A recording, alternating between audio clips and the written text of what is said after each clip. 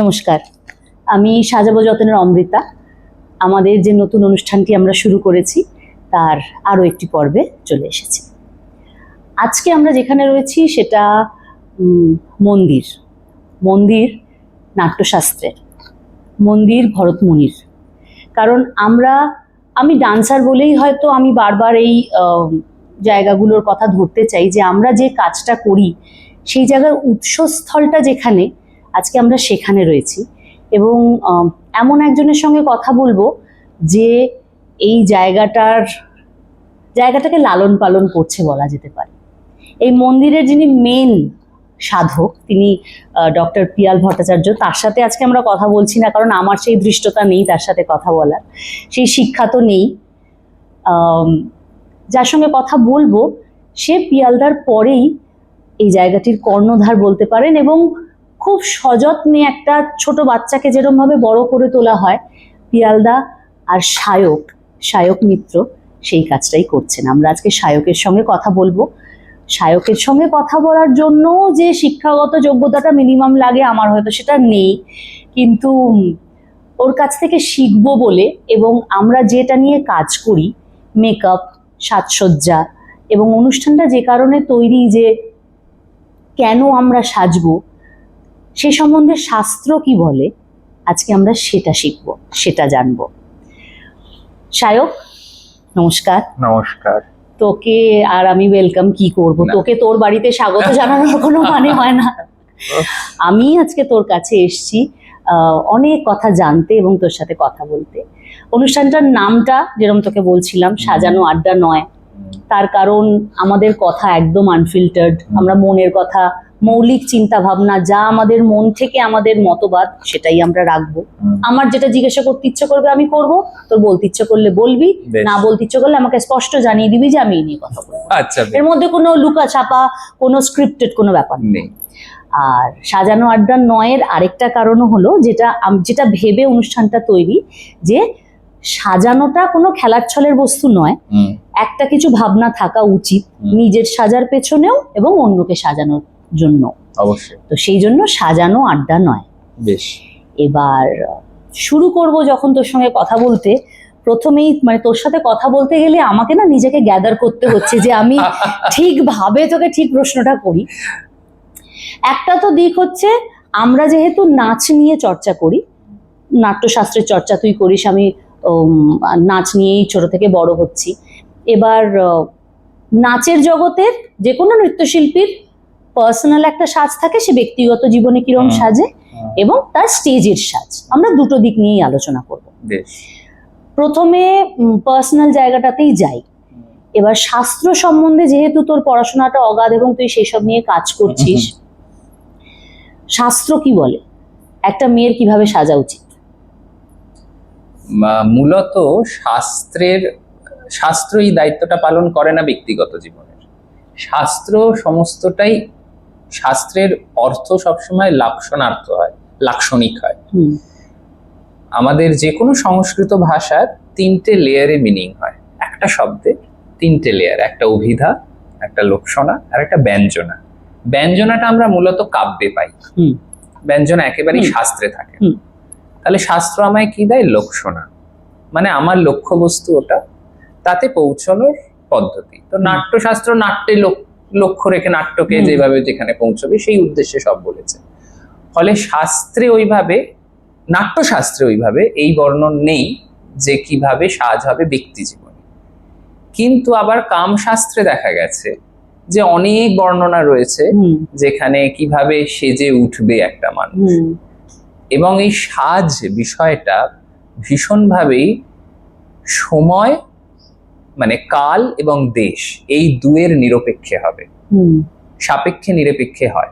যেমন হচ্ছে তোমার টাইম এন্ড স্পেসটা কি, তুমি কোথায় যাচ্ছ, তুমি কার সাথে দেখা করতে যাচ্ছ, তুমি অভিসারে গেলে কি সাজবে, আর তুমি যখন নিজের রান্নাশালে রান্না করবে তখন কি সাজবে, এই প্রত্যেকটার একটা নিজস্ব গাইডলাইন্স আছে, ধাঁচা আছে।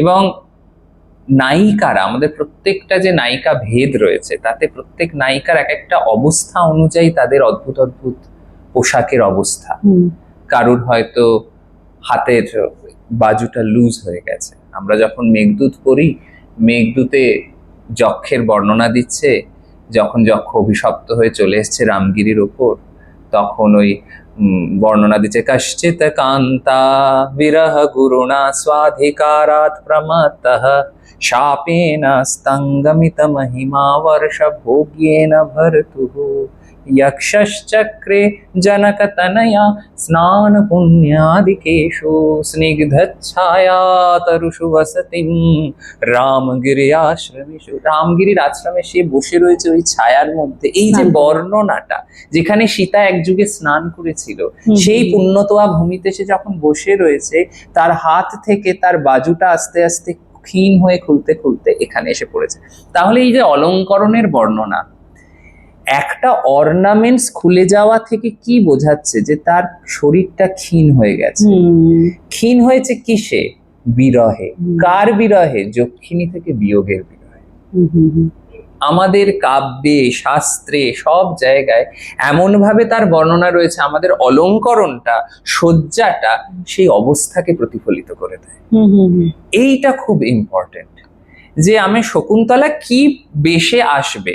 এখন যত আমাদের নাট্যে প্রযোজনা হয়েছে, তার ভাবনা, ব্যক্তির ভাবনা অনুযায়ী জিনিসটা বদলে বদলে বদলে বদলে, কিন্তু যখন বলছে যে মৃদুলা মৃদুলা চুম্বিতানি, কানের মধ্যে যে ফুলের অর্নামেন্টস সে পড়েছে, সেটা ও যখন হাঁটছে, দুলছে, ওটা এরাম এরাম ভাবে এগালে ওগালে লাগছে। বলছে কানের দুল যেন গালে চুম্বন করছে দুপাশে।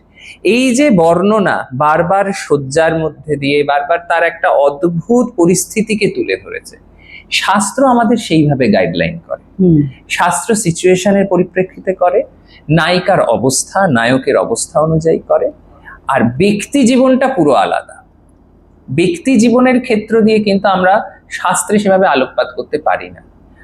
আবার যেটা সবচেয়ে বেশি আমাদেরকে দেখতে, মানে প্রত্যক্ষভাবে প্রমাণ হিসাবে আমরা দেখি, কারণ ভারতবর্ষ অনেকগুলো প্রমাণে বিশ্বাস করে, ন্যায় শাস্ত্র এই প্রমাণগুলো প্রথম আমাদের তুলে দেয়। এবং এই আলোচনা করতে গেলেই এগুলো মানে মাথায় আসে। প্রশ্নটা করলে বলে এটা এলো মাথায়, যে আমাদের দেশের যে শিক্ষা ব্যবস্থা, এখন যেটা শিক্ষা ব্যবস্থা, আর ধরে নাও প্রাচীন ভারতীয় শিক্ষা ব্যবস্থা, দুটোর মধ্যে তো অনেক পার্থক্য। অনেক। প্রাচীন ভারতীয় শিক্ষা ব্যবস্থায় 6টা আস্তিক দর্শন না জানলে মানুষ তার বিদ্যাটার ওই জায়গায় উন্নীত হতে পারে না। তাই সেখানে সাংখ্য, যোগ, ন্যায়, বৈশেষিক, মীমাংসা, এগুলো খুব ইম্পর্টেন্ট। ন্যায় দর্শন আমাদের 4টে প্রমাণের কথা বলে। একটা প্রত্যক্ষ প্রমাণ, এই আমি তোমাকে দেখছি, আমি জানি অমৃতাদি কে, আমি তোমার সম্বন্ধে জানি, শুনেছি, দেখেছি, আমি অভিজ্ঞ। এইটা হলো আমার প্রত্যক্ষ প্রমাণ। এইবারে ধরো অমৃতাদিকে আমি দেখেছি, জেনেছি, অমৃতাদির সাথে আমার 20 বছর দেখা হয়। হঠাৎ করে 20 বছর পর যখন দেখা হলো, আমি আমার স্মৃতি থেকে চারণ করে মিলিয়ে যে প্রমাণটা করছি, এটা অনুমান প্রমাণ। মানে অনু মানে পশ্চাৎ, মান মানে জ্ঞান। তাহলে কিভাবে আমি প্রমাণ করব? প্রত্যক্ষ দিয়ে, অনুমান দিয়ে, উপমান দিয়ে, মানে কারুর উপমা টেনে এনে। হ্যাঁ, এই রকম ন্যায় শাস্ত্র, নাকি শব্দ প্রমাণ, যেটা লিখিত আছে সেটাই প্রমাণ। তো এই কতগুলো প্রমাণ দিয়ে আমরা সবসময় একটা বিশেষ অবস্থা পরিস্থিতিকে দেখার চেষ্টা করি, তার সাজ সজ্জা, পোশাক, সবটা। আমাদের কাছে প্রত্যক্ষ প্রমাণ এখন যা রয়েছে সেটা হলো স্কাল্পচার, কিন্তু তারও একটা সীমা আছে। আমি 4th সেঞ্চুরির স্কাল্পচার, খুব কম, একটা দুটো sculpture 8th century, 7th, 9th এরম রয়ে গেছে। সুতরাং স্কাল্পচারও যে আমার আলটিমেট মানে বলবে, এবং স্কাল্পচার যে সময় তৈরি হচ্ছে, সবচেয়ে ভাবার বিষয় সেই সময় স্থিতি, সেই দেশ এবং কাল, সেই সময় মানুষ, সামাজিক স্থিতি, মানুষ কিভাবে পড়াশোনা করত, তাদের এডুকেশনাল সিস্টেম। আমার তো মনে হয় ভারতবর্ষ অনেক বেশি শিক্ষিত ছিল এখনের থেকে, অবশ্যই, আনডাউটেডলি। তো ফলে কি হয়েছে, সেই যুগের কাছে মানুষের শরীরের যে ভ্যালিউ আর আজকে একটা মানব শরীরের ভ্যালিউ, দুটোর মধ্যে পার্থক্য হয়ে গেছে। সেই যুগে যেভাবে শরীর মানবকে দেখা হতো, মানবের এই খোলটাকে তো প্রায়োরিটি কোনো কালই দেওয়া হয় না, এটা চিরকালই লিমিটেড। আমাদের যে কোনো শাস্ত্র, যে কোনো পুরাণ বা যে কোনো দর্শন আমাদেরকে এটাই শেখাচ্ছে যে এটার বিয়ন্ডে যাবে কি করে। তাই আমরা আর্ট প্র্যাকটিস করছি। আমাদের শরীরের সৌন্দর্যটা একটা লিমিটেশন, তারপর ওটা যখন অতিক্রম হয়ে যাবে তখন কি থাকবে।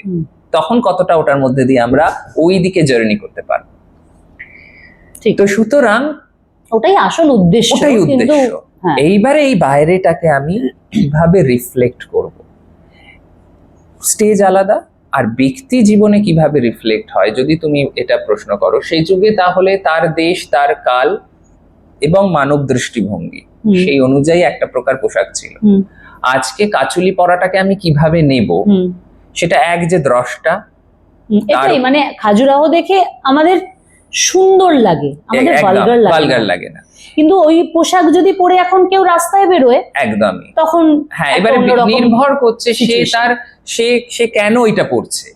এটাই হঠাৎ আমি এরম একটা পোশাক ধারণ করছি কেন, হঠাৎ আমি এবারে দেখো, হ্যাঁ মানে আমি এক্সাক্ট কাঁচুলি ধুতির কথা বলছি না, কিন্তু আমি রিভিলিং পোশাকের কথা বলছি। যাই হোক, এবার যেমন ধরো, এবং এটা রিকনস্ট্রাকশনের একটা প্রবলেম জানবে। আমরা তো রিকনস্ট্রাক্ট করেছি একটা আর্ট ফর্মকে। যখন আমরা রিকনস্ট্রাকশনে গেছি তখন আমরা প্রথম যে ডিজাইনারের সাথে কথা বলেছিলাম, ছন্দক জানা, ও আমাদের সাথে কাজ করতো অনেকদিন। ও বললো যে সেই যুগে শ্লক্ষ্ম বস্ত্র বলতে যেটাকে বলছে সেটা ট্রান্সলিউসেন্ট, একটা কার্ভস বোঝা যায়। এবার অত ট্রান্সলিউসেন্ট পরে আজকে তুমি মনে করো কামানি অডিটোরিয়ামে করছো, কি সায়েন্স সিটিতে করছো, বা রবীন্দ্র সদনে করছো, এবং দর্শক বসে দেখছে, এইটার মধ্যে না খানিকটা হলেও আমাদের বাধা দিতে হয়। তার কারণ হচ্ছে স্কাল্পচার একটা অন্য মিডিয়াম, আর্ট ফর্ম একটা অন্য মিডিয়াম।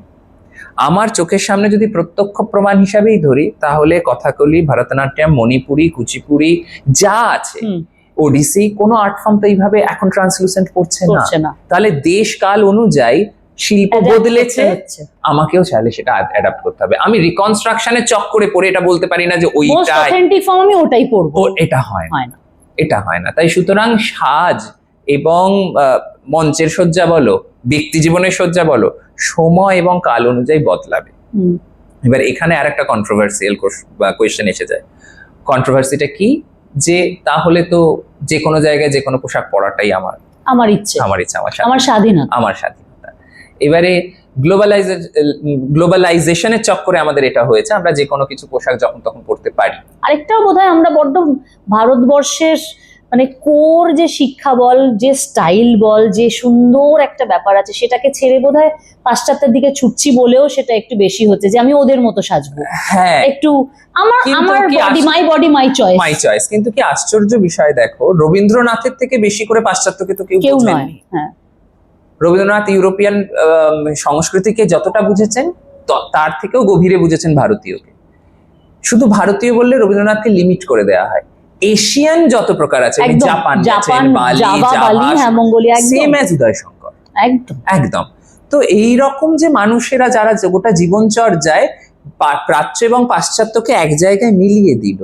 তুই উদয়শঙ্কর নামটা বললি বলে তাই মানে আমরা যারা ওনার চেষ্টা করছি ওনাদের পথে চলার, এবার কল্পনাতে একটা সিন আছে যেখানে উদয়শঙ্কর রমলাশঙ্করের একটা এক্সটেসিভ জায়গা আছে, দেখেছি, ওটা খুব সুন্দর, পুরো পিট কাটা একটা গুর্জারি ব্লাউজ, একদম, এবং মুভমেন্টটাও সেটাও ভীষণ বোল্ড, মানে আলাদা করে বলে বুঝিয়ে দিতে হবে না যে ওনারা কি বলতে চাইছেন, কিন্তু কোন রকম দৃষ্টিকটু ব্যাপার নেই, এবং অত সুন্দর পুরো খোলা পিঠ একটা ব্লাউজ পরেছেন, সেটা সুন্দর লাগছে, খারাপ লাগছে না। এখন কোথায় জিনিসটা বদলে যাচ্ছে, যে এই জিনিসটাই যখন একটা অন্য কোনো মেয়ে, সাধারণ মেয়ে বল বা কোনো নাচের ক্ষেত্রেও বল, এই যুগে দাঁড়িয়ে কেউ করছে, মাঝে মাঝে কোথায় একটা অন্যরকম তো দরকার ছিল না করার, এইটা মনে হচ্ছে। কেন হচ্ছে তার মূল কারণটা আমার ব্যক্তিগতভাবে মনে হয় সেটা হচ্ছে খানিকটা আমাদের ওই যে বললাম প্রাচীন ভারতীয় শিক্ষার অভাব। আমি এর বলার ধৃষ্টতা রাখি না, উদয়শঙ্কর যেটা করেছিলেন কল্পনাতে সে তার ব্যাখ্যা করা আমার পক্ষে সম্ভব নয়, কিন্তু আমি যা আমার বলো বা পিয়ালদা যেভাবে যে স্টাডি করেছেন সেইটা দিয়ে, সেই দৃষ্টিভঙ্গি দিয়ে যখন আমরা দেখি, সাংখ্য দর্শনে বলছে প্রকৃতি চলে আর পুরুষ স্থির থাকে। প্রকৃতি আসলে অন্ধ, পুরুষ আবার পঙ্গু। তাই প্রকৃতি চালায় এবং তার পালসে পুরুষ চলে। যেই তুমি উদয় শঙ্কর এবং অমলা শঙ্কর দুটি ব্যক্তিত্বের একদম। ওই জিনিসটা দেখবে, তখন তোমার মনে হবে একটু সাংখ্য দর্শন দেখাচ্ছে, শিব পার্বতী পুরো শিবাপার। পুরো। এই যে কনসেপ্টটা, এই যে সাংখ্য দর্শনটাকে দেখানোর এই যে ধারণাটা, এইটা যার ভেতরে থাকবে, এবার দেখো আমি ওটার মধ্যে সাংখ্য দর্শন দেখছি, পিয়ালদা ওটার মধ্যে ওইটা দেখছেন, সেটাই। কিন্তু কারণ এই স্টাডিটা আছে, যাদের ওই স্টাডিটা নেই বা যারা করছেন না বা ভাবছেন না বা যারা ধরো তাহলে শুধু পরবর্তী, পিট কাটা ব্লাউজটা দেয়। একদম একদম। সমস্যাটা গিয়ে ওখানে দাঁড়িয়েছে।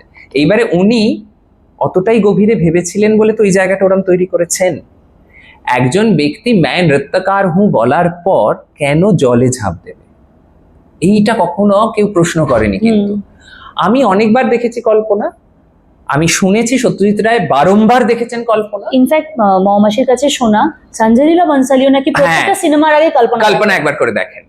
তো এই যে কেন দেখছে এই মানুষগুলো, প্রয়োজনটা কি আছে?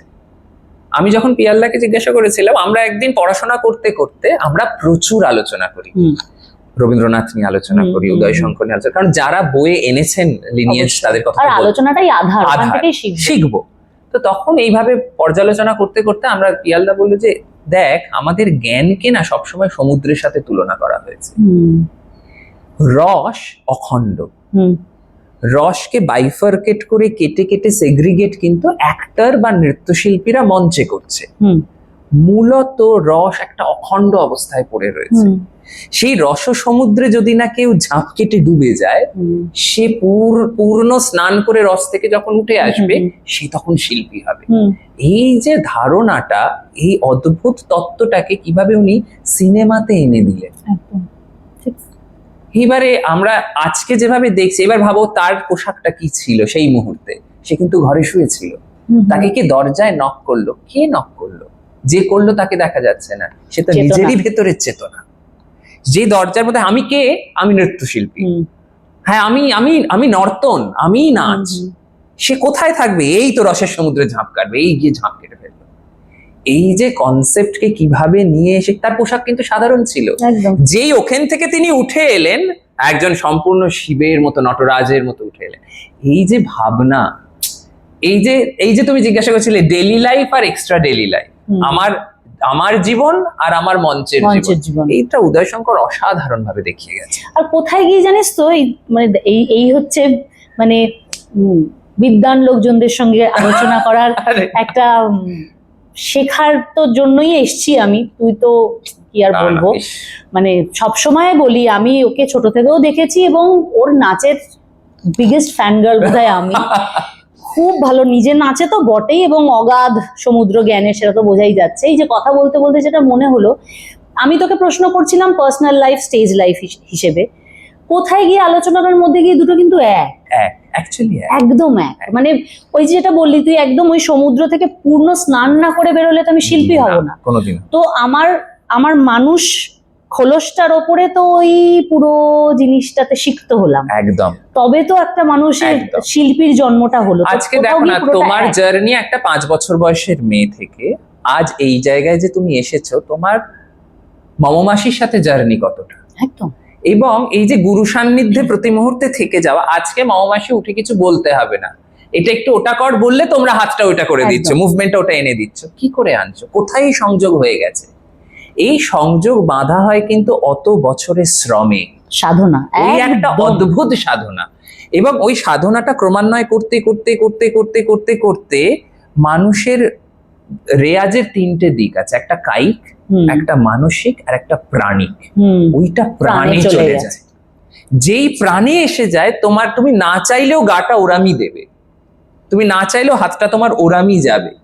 এই যে আমরা বলি, এই যে মৌমাসি বারবার বলেন স্টাইল বোঝো, শৈলীটাকে বোঝো, বা আমি পিয়ালদার কাছে শৈলীকে বুঝতে হবে, এবং শৈলীটা কিন্তু ফেক নয়, তোমার অনুকরণ করে হবে না, নাট্যশাস্ত্র কিছু করেই হবে না, ওটা তোমাকে প্রচন্ড ভাবে ঢুকতে হবে। মানে ওটাই, মানে আমি লুকটা ক্রিয়েট করে নিয়ে হলাম, সেটাতে হবে না, শিখতে হবে একেবারে। এবং শেখাটা মূল সমস্যা, যেটা ভরতমুনি বলে গেছেন, প্রয়োগম চাপি তত্ত্বতঃ। প্রয়োগ তো করবে, প্রয়োগের পেছনের তত্ত্বটা কি? একটা ছবি দেখেছিলাম, তাতে একটা পাহাড় দেখা যাচ্ছে সমুদ্রের মধ্যে, যার মাথাটা এইটুকু দেখা যায়, আর পাহাড়টা তলায় দেখা যায় এতটা আইসবার্গে যেটা হয়। আইসবার্গে যেটা হয়। ঠিক সেই রকম আমাদের পারফরমেন্স কিন্তু ওইটুকু পারফর্ম করার জন্য আমার পেছনে এতটা শিখতে হয়। অ্যাবসলিউটলি। এবার এই জার্নিটা, এই তত্ত্বটা আমাকে গিয়ে ম্যানিফেস্ট করায় মঞ্চে। যতক্ষণ না তত্ত্ব সম্পূর্ণরূপে আমার কাছে পরিষ্কার, ততক্ষণ আমি সারফেস লেভেলেই থাকি। সব দিকেই শিক্ষাটাই একদম খুবই ইম্পর্টেন্ট। এই জন্য এবার এই সাজ পোশাক বা তুমি যেটা বলছো বাহ্যিক এবং আভ্যন্তরীণ, আমার জার্নিটা বারবার মনে হয় অভ্যন্তর থেকে বাড়ছে। আমি তোমাকে দেখে কালকে হঠাৎ একটা অদ্ভুত ভাবে শাড়ি পরা শিখে নিলাম, একটু চুলটা ওরম বেঁধে একটু ফুল লাগিয়ে নিলাম, এটাতে হবে না। হ্যাঁ, কেন করব, কখন ওরম সাজবো সেটা একদম জানতে হবে। এবং এই সাজটার প্রয়োজনটা কোথায় আমার, এই সমস্তটা জেনেই এগোতে হবে। তা বলে কিন্তু কাউকে, সে তো বলতে গেলে সে যুগে লিওটার্ড পরে হাঁটছে উদয় শঙ্করের মৌমাছিরা কত ছোটবেলায় লিওটার্ড পরে পুরো স্টেজে শো করেছেন। সুতরাং সেইটা তো কখনোই দৃষ্টিকটু মনে হয়নি, সে যুগেও না, এই যুগে হলেও হবে না। কিন্তু এটা বুঝতে হবে কেন আমি কোথায় স্পেস করছি, কেন এটাকে প্লেস করলাম। আমার কাছে কারণ যদি পরিষ্কার থাকে তাহলে সেটা কোনোদিনই খারাপ নয়। কিন্তু অকারণে অবাঞ্ছনীয় ভাবে আমি যদি এমন কিছু করি, সেটা অবশ্যই কারণহীন খারাপ। এই জায়গাটাতে না আমার মাঝে মাঝে মনে হয় যে আমাদের বোধহয় কোথাও একটা সোশ্যাল ইনফ্লুয়েন্সও কাজ করে, মানে ও করছে আমাকে করতে হবে। এখন আমি ইয়াং জেনারেশনদের কথা স্পেশালি বলছি, যে আমরা এখন যেরকম চারপাশে সাজ দেখি, তো শাস্ত্র তো পড়েনি, মানে এটা বলে যদি আমি ট্রোল হই আমার কিছু করার নেই, কিন্তু এটা বাস্তব যে যে জেনে পড়বে সে কখনোই অবাঞ্ছিত জায়গায় জিনিস পড়বে না।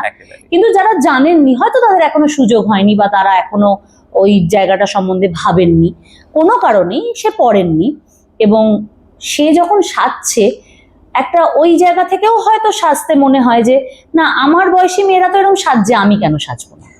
একটা সোশ্যাল পিয়ার প্রেসার যেটাকে বলে, সেটা তো হয় না তা বলবো না। এবার ধরো যে মেয়েটি কর্পোরেটে চাকরি করছে, এবার কিছু কিছু দায়িত্ববোধের জায়গা আছে, কিছু মানে বাধ্যতা আছে, বাধ্যতামূলক ভাবে সে করে, আর কিছু জিনিস আছে হ্যাঁ অবশ্যই দেখে করে।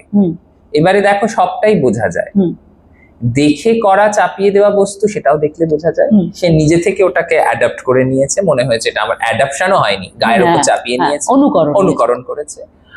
আর অন্য একটা কোনো ক্ষেত্রে মনে হয় যে মেয়েটি রাত্রিবেলা 10টা-12টা অব্দি অফিস করে বাড়ি ফিরছে, সে কি করে শাড়ি হ্যান্ডেল করবে, সেটা হতেই পারে, তার হতেই পারে, তাকে কোনো অসুবিধাই নেই। কিন্তু এটা নির্ভর করে ওই যে ব্যক্তিটার শিক্ষা। আমি তো এত অনেকে আবার শাড়ি পরেও অফিসে যাচ্ছে, আমি দেখি পার্সোনাল কমফর্টের উপর তো ডিপেন্ড করে কে কিভাবে ওটাকে প্রেজেন্ট করবে, নিজেকে কিভাবে ক্যারি ফরওয়ার্ড করবে।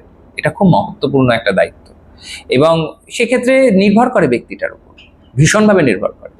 আমি শুধু কম্পিটিটিভ মেন্টালিটি বলে বলবো না, কারণ দেখো জেন জি বোঝাটা ভীষণ কঠিন, এরপরে জেন আলফা আসবে, আরো এসে গেছে। হ্যাঁ, ফলে এই জেনারেশন আসলে কি ওইটাই, মানে মানসিকতাও বদলাচ্ছে, পারিপার্শ্বিক বদলাচ্ছে, সব বদলাচ্ছে, পড়াশোনাটাও বদলে যাচ্ছে। এখন আগে আমরা যেভাবে পড়তাম শহর কেন্দ্রিক। হ্যাঁ, আজকে আমি একটা ধুতি পরতে যে অস্বস্তি বোধ করে একটা কলকাতা শহরের ছেলে বলবো, আমি সাউথে দেখিনি।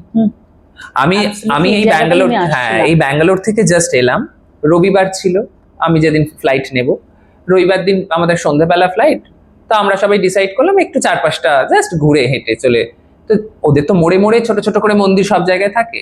রবিবার যেহেতু ছুটির দিন, প্রত্যেকটা সাউথ ইন্ডিয়ান বাবা ধুতি পরিয়ে বাচ্চাটাকে, মেয়েরা সংস্কৃতি ওই কালচারটাকে অদ্ভুত মানে একদম এয়ারলুমের মতো দিচ্ছেন পরের প্রজন্মকে, নিয়ে গিয়ে মন্দিরে পুজো করো। তারা পড়ছে কিন্তু কনভেন্টে, তারা কনভেন্টে নিজের শিকড়টাকে ভুলছে না। এবং সন্ধ্যেবেলা এসে তাদেরকে হয় বীণা, নয় ভায়োলিন, নয় মৃদঙ্গম, নয় ভরতনাট্যম, কিছু একটা তোমায় শিখতে হবে।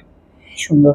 কোনো এক যুগে, আমি বলবো কোনো এক যুগ হয়ে গেছে আমাদের জীবনে, সেটা ছিল পশ্চিমবঙ্গ এরকম ভীষণভাবে ছিল, আমাদের ঘরে ঘরে এই বিষয় অবশ্যই ছিল। নয়তো আমাদের যা রিচ খনি, আমাদের যারা বেরিয়েছেন যে রত্নগুলো, আমাদের নাম যাদের কথা আমরা শুনি মানি, তারা এমন জায়গায়, যারা বিদেশিরাও তাদের স্টাডি করছেন, পড়ছেন, এখনো করছে। হ্যাঁ, এখনো করছেন।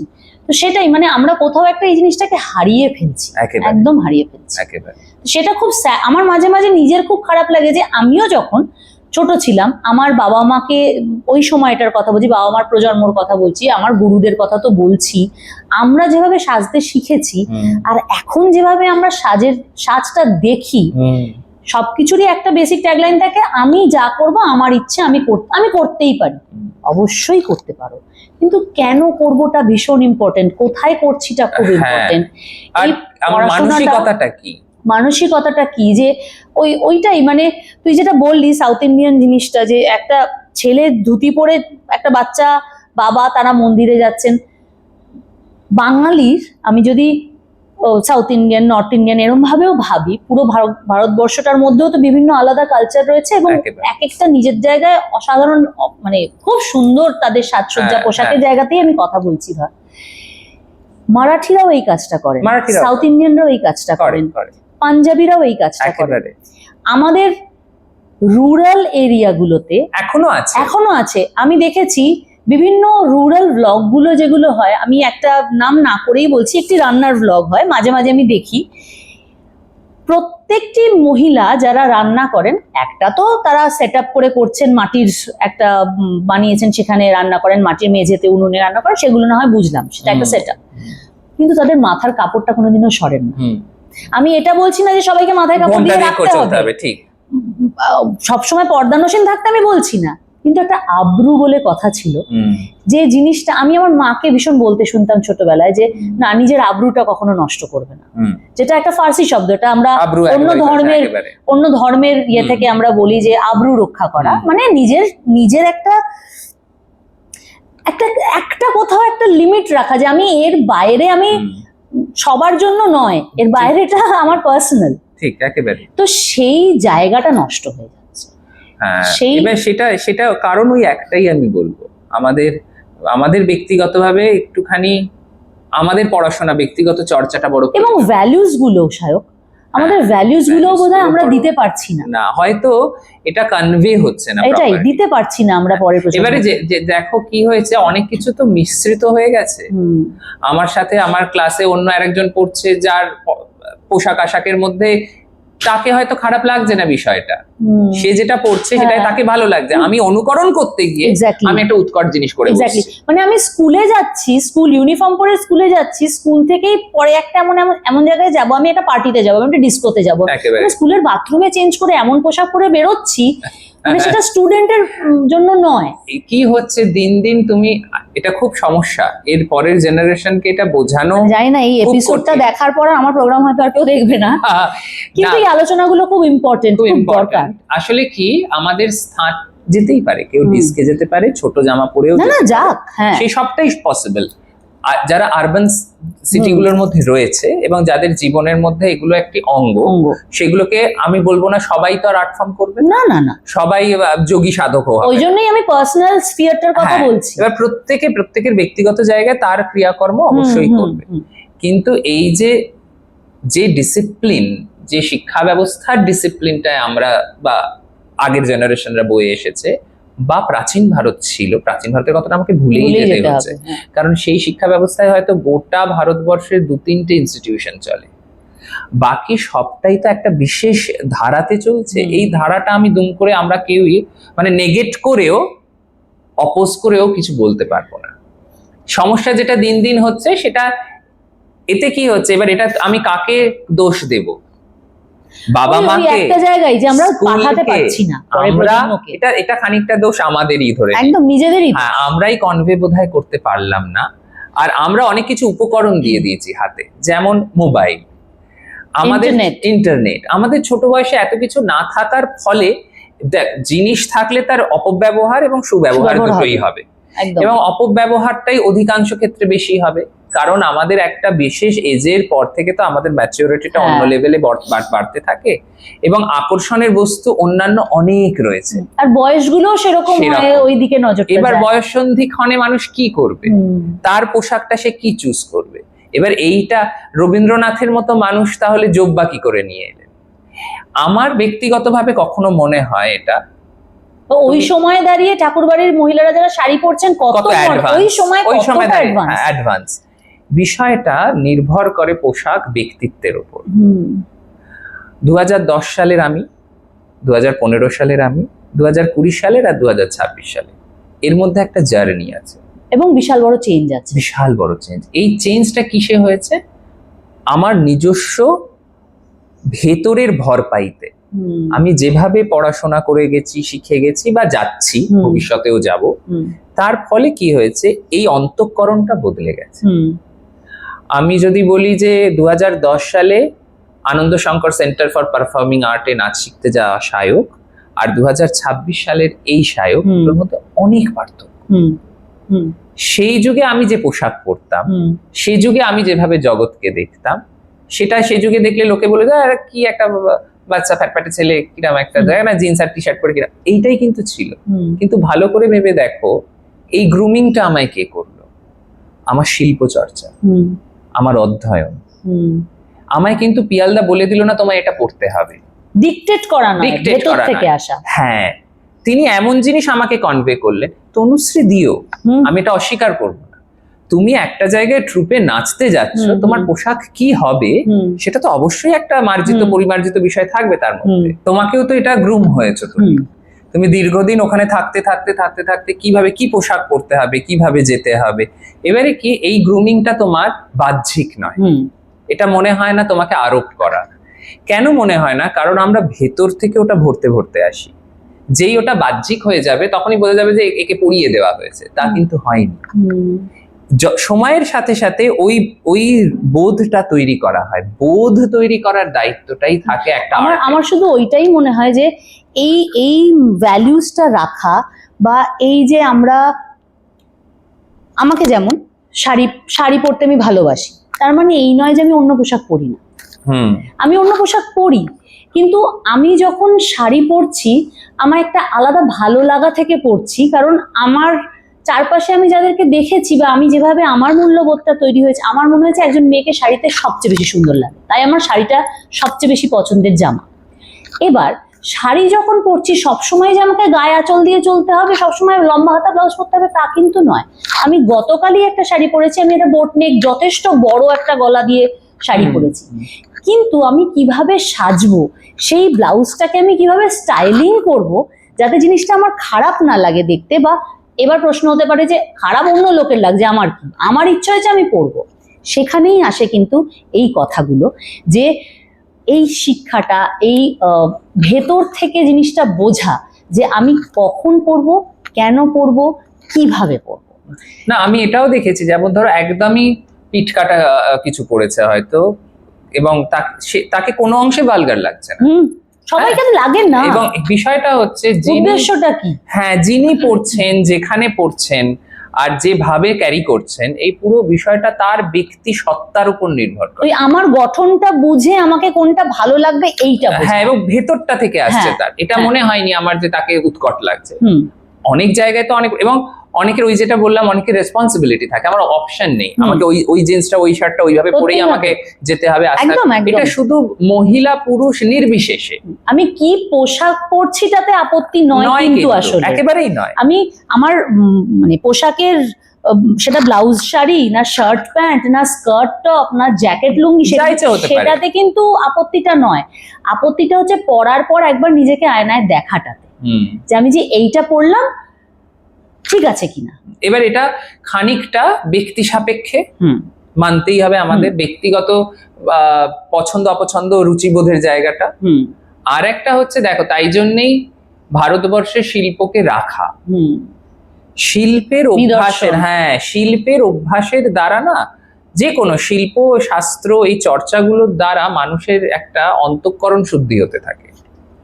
এই অন্তঃকরণ শুদ্ধি অনুযায়ী, এবার আমি বলছি না সে যেটা এইগুলো পড়ছে ওইগুলো পড়ছে সেগুলো অশুদ্ধ, তা নয়, কিন্তু এই অন্তঃকরণ শুদ্ধির দ্বারা তার কি হয়, চিন্তা পরিশীলিত হতে থাকে।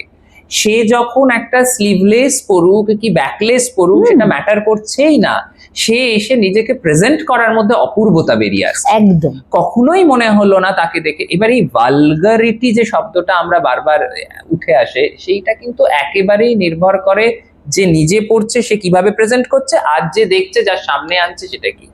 সেরাম জয়দেবের গীতগোবিন্দে ভুরি ভুরি বর্ণনা রয়েছে কিভাবে সম্ভোগ করবে, কিন্তু পড়তে ভালগার লাগবে না, সেটাই। খাজুরাহো স্কাল্পচার। এবারে আমাদের এটা জানতে হবে সবটাই কিন্তু একটি বিশেষ তত্ত্বকে ম্যানিফেস্ট করার জন্য প্রাচীন ভারতবর্ষ থেকে মধ্যযুগটা ছিল। আমরা এখন যেটা লুজ করে ফেলেছি সেটা হলো তত্ত্ব। যেই আমরা তত্ত্ব থেকে বেরিয়ে এসে একটা আউটার সারফেসে ঘুরে বেড়াচ্ছি, আমাদের সমস্যায় পড়ছি যে আমরা এই কম্প্যারিজন গুলো এসে পড়ছি, সুপারফিশিয়াল হয়ে গেছে আমাদের জ্ঞান, এবং এই কম্প্যারিজনটা আসবেই, এটা ভালো ওটা ভালো নয়, এটা ঠিক ওটা ঠিক নয়। বুদ্ধিজমের একটা বাদ রয়েছে যেটা হলো মাধ্যমিক বাদ। এটা খুব অদ্ভুত একটা, পিয়ালদা কালকেই পড়াচ্ছিলেন যে দুটো পন্থাই, এটা ঠিক এটা ভুল, এই দুটো পন্থাই ঠিক নয়। এই দুয়ের মাঝ বরাবর যে পন্থাটা তুমি নিতে পারবে সেটা হলো মাধ্যমিক। এইটাই গুরুরা শেখানোর চেষ্টা করে যে তুমি এই প্রপার পথটা নাও, যেটা এটা ঠিক ওটা ভুলের মধ্যেই নেই। বাগানের মধ্যে থেকে ফুল তোলার মতো, যে এই ফুলটা তুলবো এটা তুলবো না। হ্যাঁ, এই যে নির্বাচন, এই নির্বাচনটা অত্যন্ত কঠিন। তার জন্য আমাকে জানতে হবে কোনটা কিরকম গন্ধ, কোনটা পয়জনাস আর কোনটা পয়জনাস, সে তো জানতেই হবে। বেসিক ক্রাক্সটা এটাই।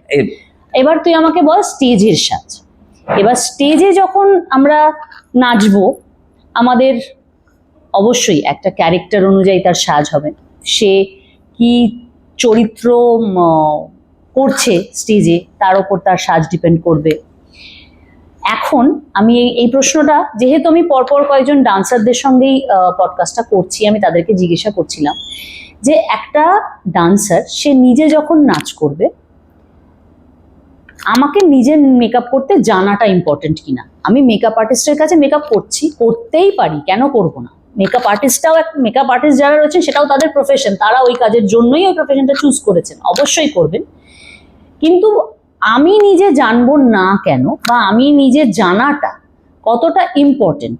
কারণ কি, কারণ আমি যদি গ্রিন রুমে ঢুকলাম এবং একজন মেকআপ আর্টিস্ট আসে বলেই সবসময় আমি পরিষ্কার হয়ে বসে গেলাম এবং মেকআপ আর্টিস্ট মেকআপ করে চলে গেলেন, আলটিমেটলি কি হলো, আমি নিজের চোখে নিজে কতটা আইলাইনার লাগাতে হয়, বা আমার নিজের চোখটাকে আমি এখনকার ভাষায় ক্যাটসাই করবো নাকি অন্যরকম কোনো উইং করবো, সেটা আমি বুঝলাম না যে কোনটা আমাকে মানাচ্ছে। সেটা কি একটা ল্যাক থেকে যায় না? এটা না আমার পক্ষে বলাটা একটু ডিফিকাল্ট এই কারণে, তার কারণ আমি নিজেই চর্চার মধ্যে যতদিন থেকেছি, আমাদের পুরো মেকআপ বলো, তার আহার্য বলো, সেই সম্পূর্ণটা কিন্তু অভিনয়ের উপর নির্ভরশীল। তাই জন্যে আঙ্গিক বাচিক সাত্ত্বিকের পাশে আহার্যকে একটা অভিনয় ধরা হয়েছে। আচ্ছা, অভিনয় মানে অভিনয়তি ইতি অভিনয়া, আগে যে নিয়ে যায়। আমার পোশাকটা আমার চরিত্রটাকে আগে এগিয়ে নিয়ে যায়, এটা হলো আমার প্রথম কনসেপ্ট। দ্বিতীয়ত হলো, আমার কি প্রিকনসিভ কোনো নোশন থেকে আমি চরিত্রটাই সাজছি। ধরো আমি বিআর চোপড়া দেখেছি রামায়ণ মহাভারত, এবং আমি যখনই রাম হতে যাচ্ছি বা সীতা হতে যাচ্ছি, আমি ওইটা আমার চোখে আসছে, আমি ওইটা সাজছি। এটা হলো আমার প্রিকনসিভ, এটা আমার প্রত্যক্ষ আগে ছিল, যেটা থেকে অনুমানে এলাম। এবার ধরো এইটাও আমি করতে চাইছি না, তাহলে আমার রাম কি রাম হবে? এইবারে তুমি যদি গোটা ভারতবর্ষ দেখো, দেখবে অঙ্কিয়া ভাবনা একটা অদ্ভুত ভাবে রাম সাজে, রামলীলা বেনারস একটা অন্যরকম সাজে, কুডিয়াট্টাম একটা রকম সাজে, কথাকালি আর একরকম সাজে। তাহলে এতগুলো একই রাম এতগুলো জায়গায় ভিন্ন হয়ে যাচ্ছে কি তত্ত্বের পার্থক্যে? আমি যেহেতু আমি কোনোদিন মেকআপ আর্টিস্ট দিয়ে কোনোদিন করিনি, সেটাই বলছি, তোর তো নিজে না, আমরা মেকআপ নিজেরা করতে শিখেছি, একদম শিখেছি, এবং সেটা কতটা ইম্পর্টেন্ট সেটা অবশ্যই ইম্পর্টেন্ট। কেন ইম্পর্টেন্ট আমি বলছি, আমার জীবনের প্রথম ধাপ যেহেতু কথাকলি শিখেছি, এবং আমি তোমাদের ওখানে উদয়নে অনেক দিন কথাকলি শিখিয়েছি। কথাকলি যতদিন আমি শিখেছি করেছি, কথাকলির মেকআপটা নিজেকে কিন্তু ওই এঁকে মুখটা আঁকতে হয়। অত বড় একটা ইলাবোরেট আহার্য, তো সেটা করতে আমাদের 12টায় যদি বসে, সেই লোকটা শেষ করে 4টে-5টায় গিয়ে, তারপর সে 6টায় স্টেজে ওঠে। 4-5 ঘন্টার একটা আহার্য। এই যে 4-5 ঘন্টা লোকটা সাইলেন্টলি নিজের অস্তিত্বকে ভুলে, এটা একটা শিক্ষা। হ্যাঁ, এবং এটা একটা জার্নি, নিজের অস্তিত্বকে ভুলছে, একটা একটা করে লাইন তার মুখটাকে বদলে একটা অন্য মুখ নিয়ে আসছে, এবং মঞ্চে ওঠার আগে অব্দি সে সম্পূর্ণ পরিবর্তিত হয়ে একটা অন্য রেলমে চলে গেল, অন্য স্থিতিতে উপনীত হলো। এই জার্নিটার জন্য আহার্যটা জানা খুব দরকার। এইটা একটা মেকআপ আর্টিস্ট হয়তো করতেই পারে, হুম। সেটা অসুবিধে কোনো অংশেই নেই। হুম। আমার যদি কালকে ধরো হাত কাঁপে, হ্যাঁ সে করুন, হ্যাঁ সেটা কোনো সেটা আপত্তি অবশ্যই নেই। করতে পারে, এবার এটা তো বয়স নির্ভর কিন্তু করে, আমার নিজের জানাটাও ইম্পর্টেন্ট। কিন্তু এটা জানতেও হবে, কারণ আমি কি করছি, আমি যদি যে আর্ট ফর্মটা প্রেজেন্ট করছি সেই আর্ট ফর্মে কেন এই কস্টিউমটা, আমি পলুই পরবো কেন, এইটা আমায় জানতে হবে। এবার যে মুহূর্তে পলুই, তার তত্ত্ব, এই পুরোটা আমি জানলাম, তারপর যখন আমি সেটা নিজে পরে ধারণ করে বারবার মঞ্চে করেছি, এবার একটা সময় গিয়ে হয়তো আমরা পারছি না আর, তখন হয়তো মেকআপ আর্টিস্ট আছে। সেটা যদি আমার জীবনে এই ঘটনা আমি ঘটেনি কখনো, আমি যতদিন করেছি নিজে করেছি, আমি পিয়ালদাকেও দেখেছি মেকআপ নিজে হাতে করতে, যতদিন সে কথাকলি স্টেজে পারফর্ম আমরাও তাই করেছে। সারা জীবন ছোট হ্যাঁ। থেকে আজ অব্দি কোনোদিনও দেখিনি যে অন্য কারুর হাতে হ্যাঁ। মৌমাছি মেকআপ করছে, হ্যাঁ। সবসময় ওনার কাছ থেকেই শিখেছি। এবং যেটুকু যা আমরা শিখেছি, তুই পিয়ালদার নাম করবি, আমি মৌমাছির নাম একেবারেই তাই, করবো। একেবারেই তাই। আর এই যে ট্রান্সফরমেশনটা, এই ট্রান্সফরমেশনটা একজন অ্যাক্টরের খুব দরকার। আমি ন্যাশনাল স্কুল অফ ড্রামার একটা ডকুমেন্টারি দেখছিলাম, নাসিরুদ্দিন শাহ করেছেন। উনি মন দিয়ে বসে একটা পেন খুলে, ব্রাউন লাইনের পেন খুলে এরকম করে নিজের মুখটা দেখছে অনেকক্ষণ ধরে, আয়নায় দেখতে দেখতে দেখতে দেখতে হঠাৎ ওনার মনে হলো এখানে একটা আঁচড় দিলেন। এই যে ওনার কন্টেম্পলেশন, যে এই আঁচড়টাই ক্যারেক্টারটা চায়, তাহলে আহার্যটা শুধু আহার্য নয়, ওটা একটা কন্টেম্পলেশন। আমি ধীরে ধীরে আমি শায়ক মিত্র থেকে মঞ্চের একটা ওই চরিত্র হয়ে উঠছি, এই জার্নিটা হচ্ছে। এটা হতে গেলে আমাদের আহার্যের ওই জার্নিটা করতে হবে। যদি আমায় খুব তাড়াতাড়িও রেডি হতে হয়, আমাদের যেমন আমাদের কস্টিউম খুব ইলাবোরেট হয়, মাথায় অনেক কিছু বাঁধতে হয়, তো আমরা যখন রামদেব বাবার আশ্রমে আমরা ওখানে করতে গেছি হরিদ্বারে, আমাদের সন্ধ্যেবেলা পারফরমেন্স ছিল। হঠাৎ করে আমাদের জানানো হলো পারফরমেন্সটা 6টায় নয় 3টে হবে, এবং সেটা আমি জানতে পারি দুপুর 1টার সময়। এবার আমরা 3টে থেকে প্রিপেয়ার হলে 6টার মধ্যে রেডি হতাম। এবার 1টা থেকে 3টের মধ্যে ইনস্ট্রুমেন্ট টিউন হবে, আমরা রেডি হবো, ওটা হুটোপাটি লাগলো। কিন্তু ওই 1 ঘন্টার মধ্যেও আমি যখন মঞ্চে যাবো, আমার ওই পূর্ণ তৈয়ারিটা চাই, আমি তো ওটা আধা করে যেতে পারবো না। ওই 1 ঘন্টাতেও ওই জিনিসটা কি করে হবে, এই সব আর্টিস্টদের জীবনই বোধহয় এই, হ্যাঁ একদমই তাই। মানে রাস্তায় যেতে যেতে দেরি হচ্ছে পৌঁছতে, গাড়ির মধ্যে মেকআপ করতে, এবং গাড়ির মধ্যে মেকআপ পড়াটা মানে কিন্তু মানে আমার সৌভাগ্য হয়েছিল যে মৌমাছি সেবার আমাকে দায়িত্ব দিয়েছিলেন, এই চণ্ডালিকা হচ্ছিল, তো আমাকে কি করেছিলাম ভগবান জানে, কিন্তু মায়ের চরিত্র করছিলাম আর কি, সেবার মৌমাছি বলেছিলেন। এবার গাড়ির মধ্যে মেকআপ করতে হবে, এবার গাড়ির মধ্যে মেকআপ করতে হবে, তো এবার এখন যদি আমি নাচের পার্সপেক্টিভে দেখি, চণ্ডালিকার মায়ের মেকআপ করছে গাড়িতে, মানে খুবই সমস্যার ঘটনা। এবার এখনকার সিনারিওতে সবাই মেকআপ আর্টিস্ট বসে রয়েছেন, আর্টিস্ট এসে বসলেন, সে মায়ের মেকআপ করে সেইটা না, সেটা কিন্তু আমি কলকাতা শহরেই অধিক দেখেছি। আমি এটাই বলতে চাইছি যে যখন আমাদের কলকাতার বাইরে আমরা যাচ্ছি, আমরা যখন অন্য কোনো জায়গায় শো করতে যাচ্ছি, সবসময় যে মেকআপ আর্টিস্ট নিয়ে সবাই যেতে পারছেন তা তো নয়, তাতে নিজেকে তো করতেই হচ্ছে। এবং বেশিরভাগ ক্ষেত্রে যখন বাইরের কোনো আর্টিস্টরা, মানে নর্থ ইন্ডিয়ান কোনো আর্টিস্টরা করছেন, বা আমি নাম না করেই বলছি, বিভিন্ন ভারতবর্ষের বাকি আর্টিস্টরা যখন আসছেন, তাদের সঙ্গে যে সবসময় মেকআপ আর্টিস্ট দেখি তা কিন্তু নয়। এটা আমি কলকাতার গন্ডিতেই এখন বেশি দেখছি। আরো আর একটা বড় বিষয় দেখো, মেকআপটা তো আমি নিজে করতে জানো, কিন্তু আমি যেমন কথা বলি করলে এই চুট্টিটা তো আমি বসাতে পারবো না। তার জন্য আলাদা একটা সম্প্রদায় আছে যারা গয়নাগুলো নিয়ে আসেন, কোপকার বলা হয় তাদেরকে। আরেকজন ব্যক্তি রয়েছেন যারা চুট্টি, কলামণ্ডলমে চুট্টি বসানোটা একটা কোর্স শেখানো হয়। সেটাই এইবারে বিষয়টা হচ্ছে ওই পুরোটাই ধরে ধরে ধরে ধরে শিক্ষার মধ্যে দিয়ে যেতে যেতে ওইটা একটা সম্পূর্ণ রূপে এসে দাঁড়াবে। অঙ্কিয়া ভাবনাতে ওরা যে ওরকম চন্দন দিয়ে দিয়ে আঁকে পুরো মুখটাতে, কৃষ্ণ সাজবে যখন, ওইটা ওদের শিখতে হয় কিভাবে ওটা আঁকতে হবে। রামলীলা যখন হচ্ছে, ওই পোশাক কিভাবে পরবে ওরা। ওডিসিতে যখন মাহারি সিস্টেম ছিল, ফুল গাঁথা হতো, এবং নাট্যশাস্ত্রে বলা হচ্ছে দিনের ফুল মাল্যকাররা এসে গাঁথবে, সেই গেঁথে সেগুলো দিয়ে তাদের সাজ হবে নর্তকীদের, নটেদের। সুতরাং সব তাজা। এক্স্যাক্টলি আমরা যদি বলি আমরা একটা দিন পুজো করতে, দুর্গাপুজোর যেরকম 4টে দিনের উৎসব করি, আমাদের মঞ্চ একটা সেই রকম বিষয়। ফুল প্রিপারেশন করছি দুটো উদ্দেশ্যে, একটা এডুটেনমেন্ট, যারা সামনে বসে রয়েছেন তাদেরকে একটা তত্ত্ব আমরা তুলে ধরব। এই যে শব্দটা বললি, এইটাই crux, edutainment, entertainment. No, not at all entertainment, ভারতীয় কোনো বিদ্যাই নয়। একদম, মানে এখন স্টেজে যখন আমরা উঠছি, আমরা থিয়েটার করছি বা আমরা নাচ করছি বা আমরা গান করছি, আমরা দর্শককে কিছু একটা দিচ্ছি। এবং দিচ্ছি মানে কি, ভীষণ পপকর্ন খেতে খেতে একটা সিনেমা দেখার মতো, সিনেমা থেকেও কিন্তু আমরা পাই, সিনেমা দেখেও এক একটা সিনেমা হয় যেটা আমরা অবশ্যই বাড়ি নিয়ে তাই, আসি, মানে অবশ্যই তাই, পুরো মাথার মধ্যে চুপ হয়ে যায় যে কি দেখলাম। একেবারে। সেরকম স্টেজে যখন উঠছি, এই এডুকেশনটা খুব ইম্পর্টেন্ট, যে ওই স্টেজ থেকে আমি আজকে কি শিখলাম, ঠিক। আমি দর্শককে দিলাম কি। স্টেজে যারা আমরা রয়েছি আমাদের কাজ হচ্ছে ওইটা, যে আমরা কি দিতে পারলাম, এবং দর্শক যারা আছেন তাদের ওই ভাবনাটাকে উদ্রেক করা যে তারা কিছু পেলেন, এইটা আমাদের দায়িত্ব। মানে শুধু স্টেজে উঠে প্রচন্ড সাজলাম এবং নাচ করলাম নিজের মতো গানের সঙ্গে, কারো কারো মিল থাকলো কারো কারো মিল থাকলো না, এরকম নাচ করলাম। দেখুন, করতে আমরা সবাই পারি, আমাদের কাছে ফ্রিডম রয়েছে, আমরা হল ভাড়া করে নাচ করলাম, গান করলাম, নাটক করলাম, সবটাই করতে পারি।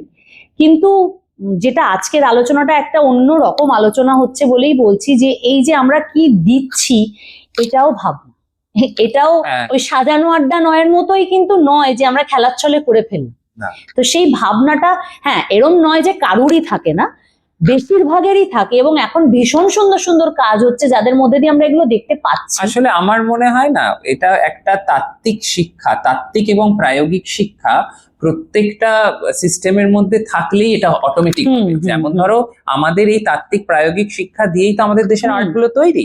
আমি যখন কথাকলি করছি বা আমি যখন ভারতনাট্যম করছি, আমার ভারতনাট্যমে সূর্য চন্দ্র কেন করবো, আমি এখানে শিখিটা কেন লাগাবো, একটা মডার্ন আজকের যুগের ছেলে মেয়ে জিজ্ঞাসা করতেই পারে, এবং করাটা তার পক্ষে নৈতিক। আমি একটা আর্ট ফর্ম শিখছি, হ্যাঁ আমি একটা শিখছি, আমি হঠাৎ আপনি বলছেন এত সাজতে হবে, আর আমি এত সাজবো কেন? এবার তাকে বোঝাতে হবে তোমার গ্রস বডিটা তো নাচছে না, নাচছে তোমার প্রাণিক শরীর। এবং তোমার প্রাণ কিসে চলছে? ইড়া, পিঙ্গলা, সুষুম্না। ইড়াকে সূর্যনারী বলে, পিঙ্গলাকে বলা হয় চন্দ্রনারী, এবং মাঝখানে সুষুম্না। তাই জন্য সূর্য, চন্দ্র এবং সুষুম্না তুমি দিচ্ছ মাথায়। তুমি আসলে ওই সঙ্গম স্থানটা দেখাবার জন্য এটা মাথায় পড়েছে। এই শিক্ষা, এই যে তত্ত্বটা যে মুহূর্তে তাকে লজিকটা কনভে হবে, সে তারপর সেটাকে রেসপেক্টের সাথে নেবে। কিন্তু কোথাও আমার মনে হয় আমাদেরও এইভাবে কনভে। আমরা কোথায় চলে গেছি, আমরা বিয়ে বাড়ির যখন ব্রাইডাল সাজছি, আমরা সূর্যচন্দ্র লাগিয়ে একটা অন্যরকম বেশ সাজলাম, এটা হচ্ছে এইগুলো না। মানে দেখুন, সাজাবো যতনের রিচ, ভিউয়ার্স, সাবস্ক্রাইবার খুব কম, তার কারণ বোধহয় এগুলোই। কারণ আমি আমার চ্যানেলটাকে বলুন বা আমার কথা দিয়ে যেটুকু যা ভিডিওজ আমি পোস্ট করি, আমি এমন কিছু জিনিস বলতে চাই না যেটা for the sake of it করলেই হয়, আমি সেটা চাই না। আমি চাই যে এমন কিছু আপনাদের কাছে পৌঁছে দিতে যেটার কার্যকারণ সম্পর্কটা আপনাদের কাছে ক্লিয়ার হবে। এই যে সূর্যচন্দ্রের কথাটা বললো, অনেক অনেক সাজে, আমি নাচের জগতের সাজ বলছি না, আমি পার্সোনাল সাজ বলছি, ওই ব্রাইডাল সাজের সময় বা কারোর রিসেপশনের সাজের সময় লেহেঙ্গার সঙ্গে ওরকম পরা, আমাদের সাউথ ইন্ডিয়ান বিনুনির যেটা, সেটা বিয়ের সাজের সময় পরা, ওড়িশির মুকুট পরে ব্রাইডাল সাজানো, এগুলো না কোথাও গিয়ে আমরা ভুল করছি।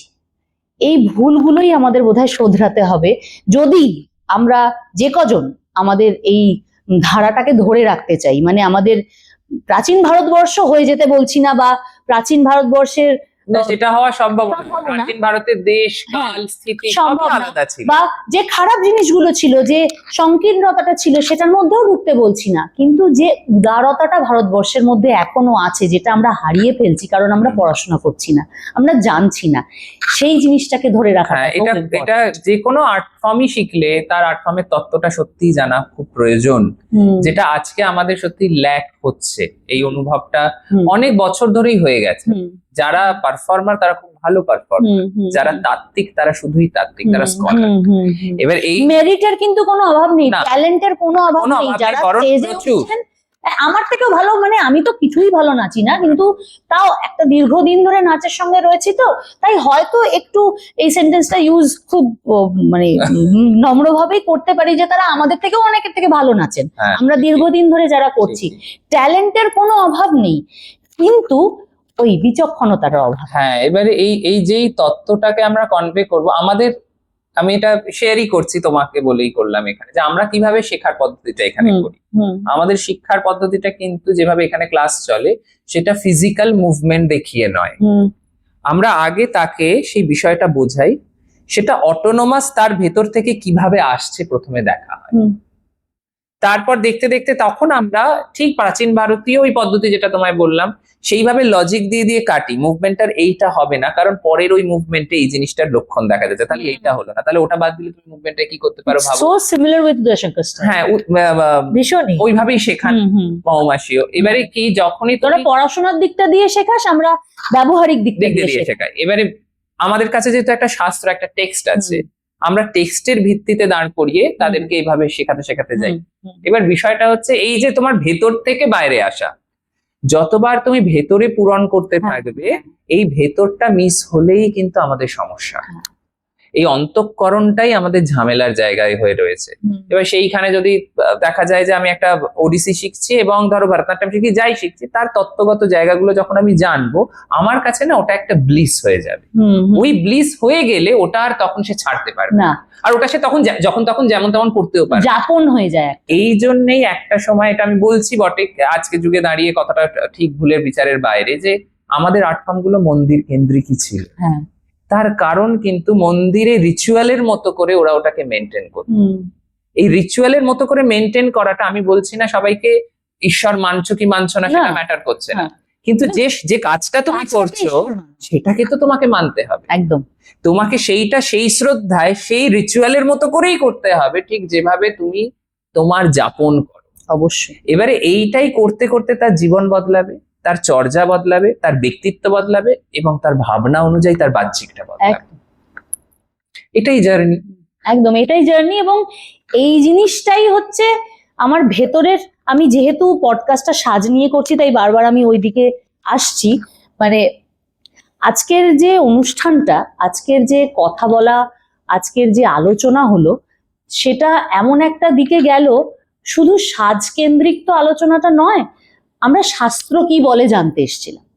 এবার শাস্ত্র তো অনেক কথা বলে, বিভিন্ন বিষয় সম্বন্ধে বিভিন্ন ভাবে কথা বলে। সায়ক যেভাবে বুঝিয়ে দিলেন আমাদেরকে যে আমরা কি ভেতরের থেকে, মানে আভ্যন্তরীণ কোন জায়গাটা থেকে আমাদের সাজটা আসা উচিত, বা আমাদের কোন চিন্তাটা থেকে আমাদের সজ্জা, আমাদের পোশাক নির্বাচন, আমরা কোথায় যাচ্ছি সেই জায়গাটা আসা উচিত, তার জন্য যেটা দরকার সেটা হচ্ছে সত্যি এই জিনিসগুলোর অধ্যয়ন এবং এই জিনিসগুলো নিয়ে পড়াশোনা করা। হ্যাঁ, সকলের হয়তো সুযোগ হয় না, সময় হয় না, কিন্তু ভাবতে তো খুব বেশি ইয়ে লাগে না, মানে কোনো শারীরিক কায়িক কষ্ট নেই ভাবতে, বা ভাবতে গেলে পয়সা লাগে না। তো আমরা যদি একটু ইন্ট্রোস্পেকশন যেটাকে বলে, আমরা যদি নিজেদের ভেতরের দিকে একটুখানি দৃষ্টিটা দিই, যে আজকে সত্যি আমার এপিসোডটা যদি কেউ দেখেন এবং যদি কারোর ভালো লাগে, তাদের যদি এটা মনে হয় যে না, যে সত্যি আমরা সাজার আগে একবার ভাবি যে আমি আজকে কোথায় যাচ্ছি, কেন সাজছি, কতটা কাজল করব। আমি যেমন এক্সাম্পল দিতে পারি, আমি সবসময় কাজল করি না, সেটা সাজাবো যতনের ভিডিওতেও আপনারা জানেন, কিন্তু আজকের আমার এই যে পোশাক নির্বাচন, আমি কি শাড়ি পরবো সেই রং নির্বাচন, আমি সায়কের সঙ্গে আলোচনা করছিলাম, আজকে কিন্তু আমি একটা অন্য পডকাস্টের মতো একটা সালভার কামিজ পরে বা একটা স্কার্ট পরে আসবো না। এটা আমি আমার চিন্তাটা আপনাদের সঙ্গে শেয়ার করছি। আমি আসবো না, ভাবলাম এবার শাড়ি পরবো। কি শাড়ি পরবো? একটা লাল রং, একটা হলুদ রং, একটা সবুজ রং, একটা ব্লু রং। মনের ভেতর থেকে বলছে না। কেন না বলছে? কারণ আমি আজকে যে আলোচনাটার জন্য আসছি সেটা খুব আর্থি, যে শব্দটা আমরা ইউজ করেছিলাম, এর সঙ্গে মাটির যোগটা নিবিড়। এটা একটা শিকড়, ভেতরে অনেক দূর অব্দি যাওয়ার সাবজেক্ট। তো সেই মাটি শব্দটা থেকেই আমার মনে হলো যে এমন একটা সাবডিউড একটা শাড়ির রং আমি নির্বাচন করি, যেটার মধ্যে কোনো প্রাদেশিকতা হয়তো থাকবে না, যেটার মধ্যে কোনো সিম্বলিজম থাকবে না।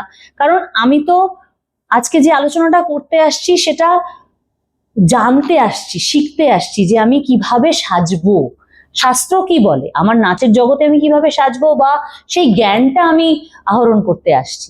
আমার সাজটা আমাকে কতটা সুন্দর দেখালোটা আজকে ইম্পর্টেন্ট কিন্তু নয়। আজকের এই রংটা ইম্পর্টেন্ট, কারণ এই রংটা কিন্তু ওভার দ্য টপ নয়। আজকের যে ভিজুয়ালটা থাকবে পডকাস্টে সেটার মধ্যে ক্যাটক্যাট করবে না এই রংটা। তো এই যে ভাবনাগুলো, এই ভাবনা থেকে আমার পোশাক নির্বাচনটা।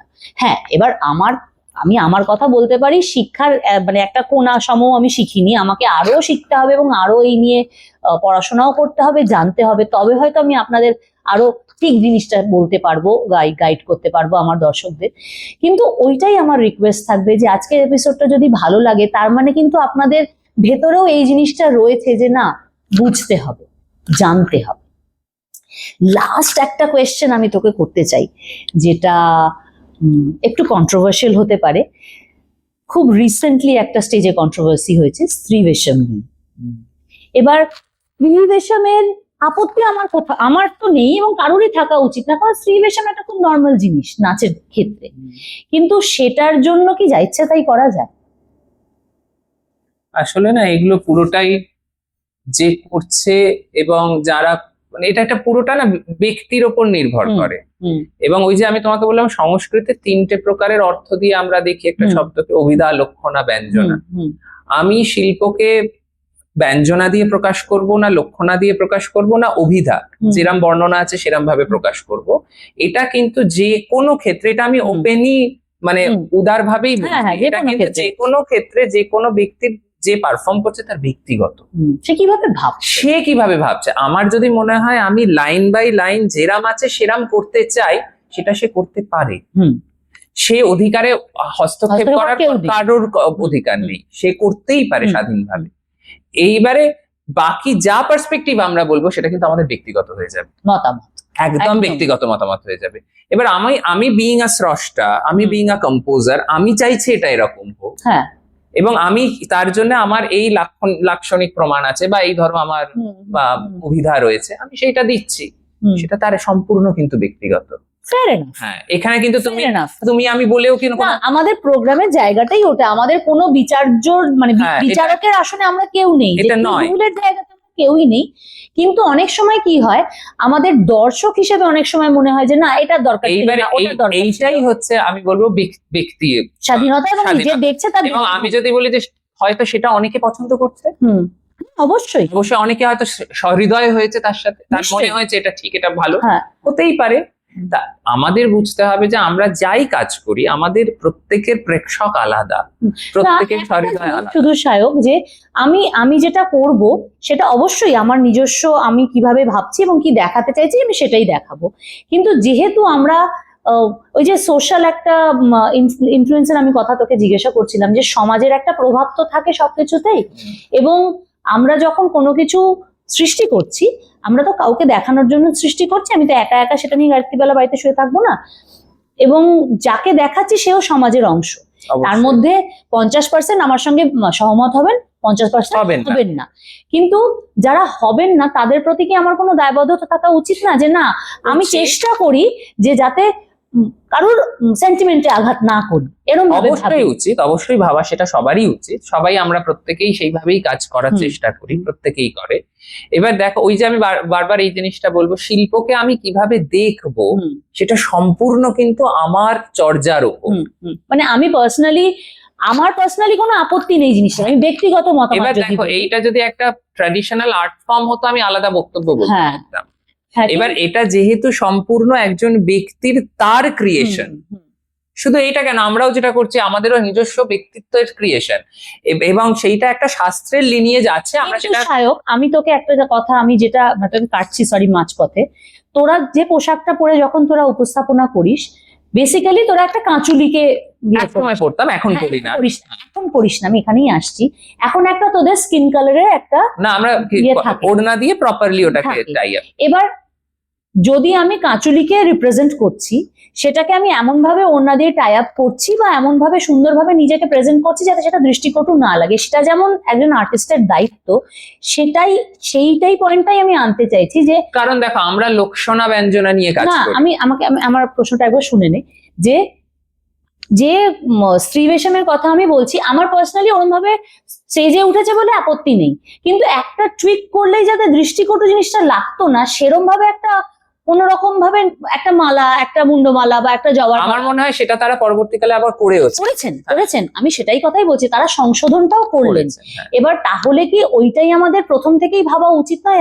এবার এইটা দেখো, হয়তো তারা মনে করেছে যেভাবে তারা শাস্ত্রে বর্ণনা পাচ্ছে তাই প্রথমে সেটাই করবে। এইটাই আমি বারবার বলার চেষ্টা করছি। আমরা কোনো সময় এই যে আমাদের অবসেশনটা এক এক সময় এরকম হয়ে যায় একজন আর্টিস্ট হিসাবে, যে আমাকে ঠিক যেরাম বর্ণনা, আমি ঠিক যেরাম বর্ণনা যার পাচ্ছি তাকে আমি সেরাম ভাবে দেখতে চাইছি।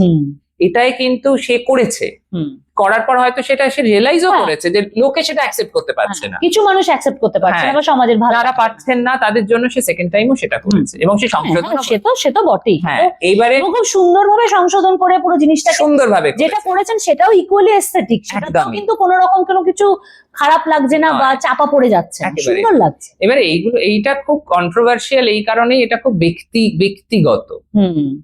এটা যদি আমি বলতাম একই কথাগুলির মধ্যে কি অন্য কিছু করছে বা কুডিয়ার ক্যাম্প করতে গিয়ে অন্য কিছু করে ফেলছে, সেটা একটা আলাদা জিনিস।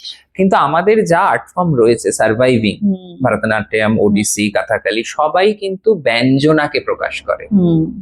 আমার মুখটা সবুজ করা হয় কারণ এই প্রকৃতির রং সবুজ এবং সবুজ সত্যের প্রতীক কথাকলিতে, তাই সমস্ত নায়ক চরিত্র সবুজ করে।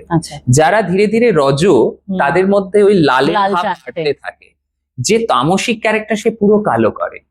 এইবারে এই যে আমাদের রঙের মধ্যে তত্ত্ব, মাথায় যে কিরিটাম তিনটে থাকে, পরে ব্রহ্মা বিষ্ণু মহেশ্বর ত্রিদেবকে ধরে রয়েছে এবং সেই একটা গোল চাকা, এই ব্রহ্মাণ্ড তার মাথায় থাকে, যে ব্রহ্মাণ্ড রসময়, তাই পেছনে আঙুর লতা কাটা থাকে ডিজাইনে। এই যে আমাদের সমস্তটাই তো লাক্ষণিক।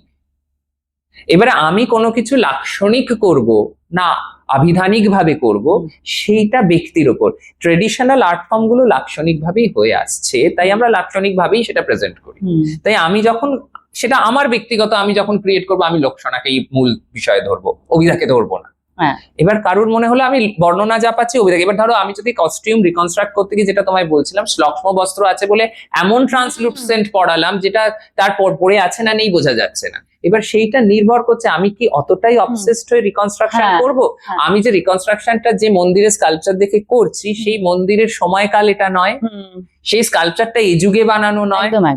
সুতরাং আমার দেশ, আমার কাল, আমার স্থিতি অনুযায়ী আমি এনে জিনিসটাকে দাঁড় করাবো।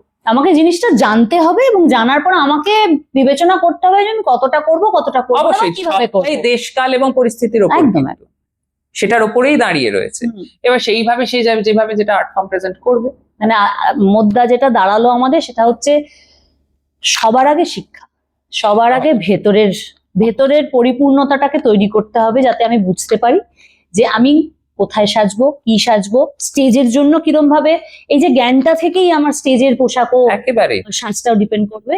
এবং ব্যবহারিক জীবনেও যখন আমি সাজবো, তখনও এই মূল্যবোধ এবং এই জ্ঞানটাই আমাকে হেল্প করবে যে স্থান, কাল, পাত্র বিশেষে আমি কোথায় লাল লিপস্টিক পরবো, কোথায় একটুখানি নিউড লিপস্টিক পরবো, বা কোন শাড়ির রং কিভাবে নির্বাচন করব, কোথায় স্কার্ট পরবো, কোথায় শর্ট স্কার্ট পরবো, এবং কোথায় অন্যান্য যা পোশাক আমরা পরতে চাই সেটা পরবো।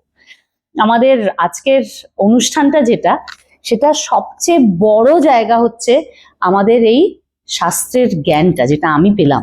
আমি মানে যেটা বলে দিয়ে শুরু করেছিলাম যে এখানে বসে ওকে প্রশ্ন করার মতো জায়গাতে নেই, কিন্তু ছায়ক তোকে ধন্যবাদ আমি দেব না, কারণ তুই আবার অনেকের মনে হতে পারবে যে এই মেয়েটা সবাইকে মাঝে মাঝে তুই আর তুমি বলেই কথা বলে কেন। তার কারণ এখনো অবধি আমি আমার পরিচিত মানুষদের সঙ্গে পডকাস্ট করছি তো, এবং তাদেরকে এত দীর্ঘদিন ধরে চিনি, অনেক বছর, হ্যাঁ, একটা সম্পর্কের একটা খুব একটা সুন্দর জায়গা তৈরি হয়ে যায়। তার বয়সেও ছোট আমার থেকে, তাই জন্য আমি তুই বলি ওকে। কিন্তু ওর শিক্ষা, ওর ভেতরের তুবড়ি ঠাসা গুণটা, সেটা আমার কাছে প্রণম্য আর কি। সত্যি মানে ফ্যান তো একটা খুব হালকা শব্দ, কিন্তু যতটা ভালোবাসি, যতটা ওর থেকে শিখি, খুবই রেসপেক্ট করি আমি সায়ককে, এবং পিয়াল্লা সম্বন্ধে তো কথা বলার জায়গাতে আমি নেই। শেষ করছি আজকে এখানেই। যেটা বলার সেটা হচ্ছে আমাদের এই অনুষ্ঠানটা আমার ইউটিউব চ্যানেলটাতে আসে, এবং আমার ইউটিউব চ্যানেলটার লিংক আমি তো দেবই, ফেসবুক পেজে থাকবে। চ্যানেলটার নাম অমৃতা ভট্টাচার্য সাজাবো যতনে। আমাদের বিভিন্ন পর্ব আসতে থাকবে। চেষ্টা করছি আমি একটু মিনিংফুল পডকাস্ট করার। আপনারা দেখবেন, যদি ভালো লাগে আমাদের জানাবেন। লাইক, শেয়ার, সাবস্ক্রাইব তো সবাই বলে, আমিও বললাম, একটু কমেন্ট করতেও বললাম। আর মনে রাখবেন আমাদের সকলকে, আমাদের নাচ, আমাদের নাট্যশাস্ত্র, আমাদের শিক্ষা, আমাদের সবকিছু মিলিয়েই তো আমরা আর্টিস্টরা তৈরি হই। আমাদের নাচের বা আমাদের কাজের জায়গাটাকেও মনে রাখবেন। আমাদের যদি ভালো লাগে, ভেতর থেকে আমাদের যেভাবে আমরা ভ্যালুসগুলো ছড়ানোর চেষ্টা করে যাচ্ছি, সেটাকে মনে রাখবেন। আমার চ্যানেলটাকে একটু মনে রাখবেন, আর মনে রাখবেন সাজানো আড্ডা নয়। নমস্কার।